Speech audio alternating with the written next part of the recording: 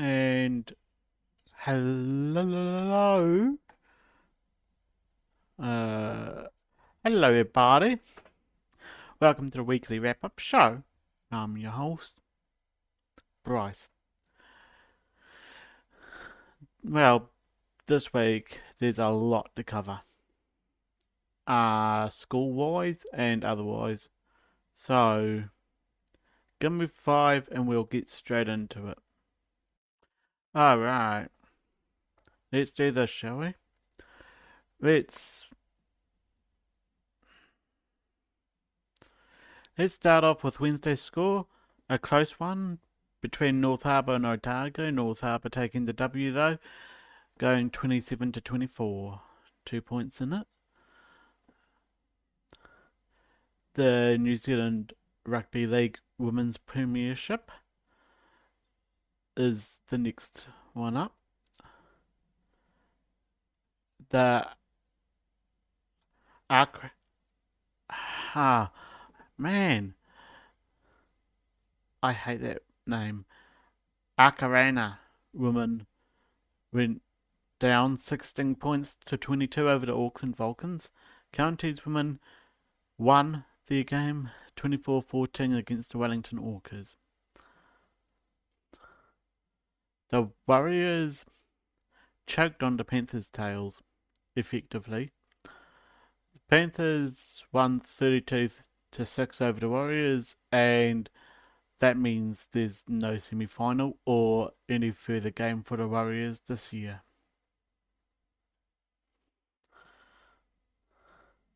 Farah Palmer Cup, only 2 games because it was the finals. Canterbury slipped underneath the defence of Auckland 27-39.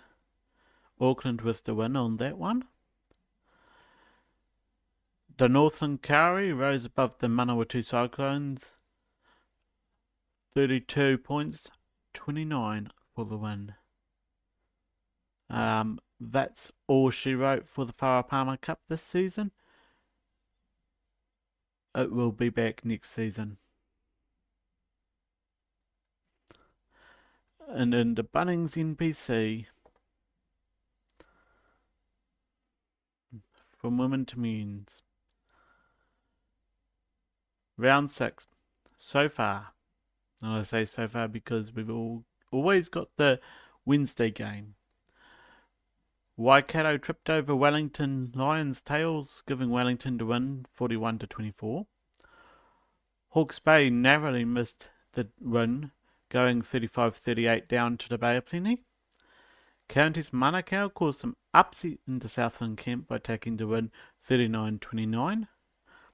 Auckland nipped at Canterbury's heels and ran past them to score 36-29 for the win. Tasman managed to predictably get over the Taranaki defence 29-18. North Harbour said, "We'll take that win, thanks," to Manawatu 48 to 29. Otago effectively doubled the Northland score, winning by 30 points to 15. And as always, Wednesday's game will be included at the start of the following week's wrap-up show.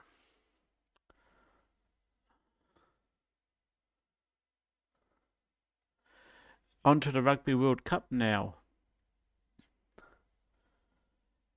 And New Zealand, very unpredictably, I looked at the odds literally the day before, and there was no use putting money on New Zealand because you wouldn't have got anything back. So New Zealand went in as the favourite against France. Unpredictably, went down in a heap to the French. The only question begging is, who's been teaching them how to play blinkin' rugby? Oh well, I guess half a dozen World Cups where New Zealand's the winner. It teaches them something eventually. To score at full time in the France versus New Zealand game was 27-13 to France. Other scores in the World Cup. This I decided to do last minute just to bulk it out a little bit. But it's also interesting to see where other countries stand. Italy won 52 points to 8 over Namibia. Ireland caught 82 points to 8 over Romania. Australia bounced as high as their Kangaroos would let them, 35-15 over Georgia. England went 27-10 over Argentina. Japan 42 points to 12 over Chile. South Africa 18 points to 3 over Scotland. Wales went 32 points to 26 over Fiji. The next round coming up in the weekend is going to be an interesting one. Just looking at some of those scores. I honestly didn't think South Africa would do that, but yeah. And there's another couple in there that did surprise me. But that's going to be an interesting one.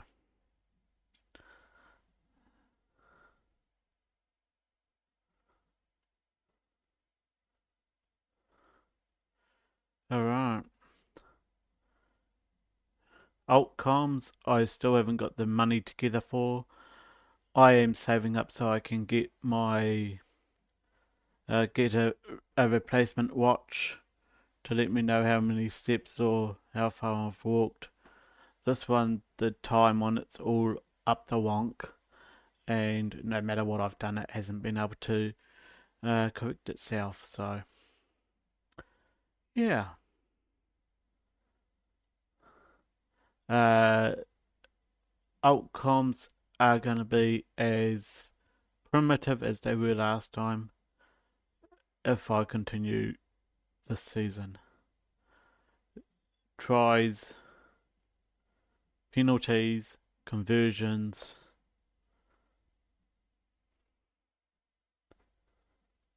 I will be at least listening to the uh the call. Um, I can't watch it because again I don't have the money to pay for the service.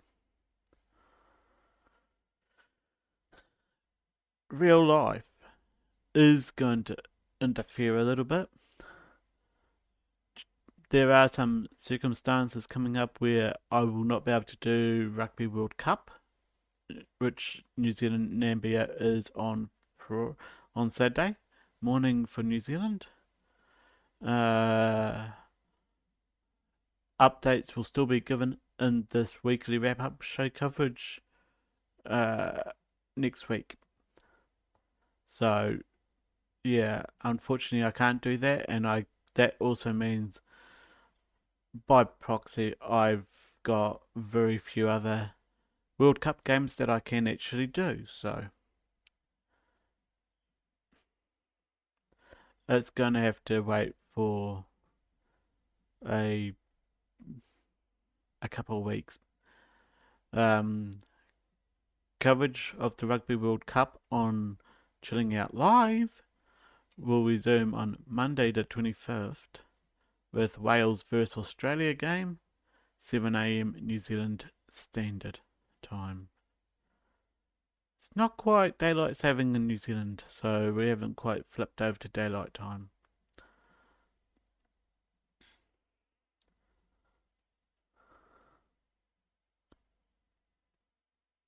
Day job.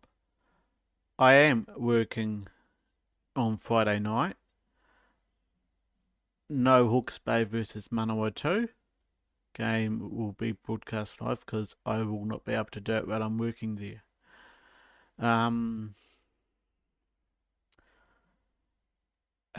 If Manawatu play like they've been playing so far against other teams, I can easily see Hawke's Bay getting to win on this one. But it could go the other way as well. We are known to play really well one season and doing really, really poorly the next. And the next game for the live scoreboard will be, it is affectionately called the Battle of the North. North Harbour versus Northland on Saturday the 16th of September at 4:35 p.m. New Zealand time. That's it for this week. I will be here next week, pretty much around the same time on the same channel. This has been your weekly wrap-up show. I have been your host, Bryce, signing off. Bye.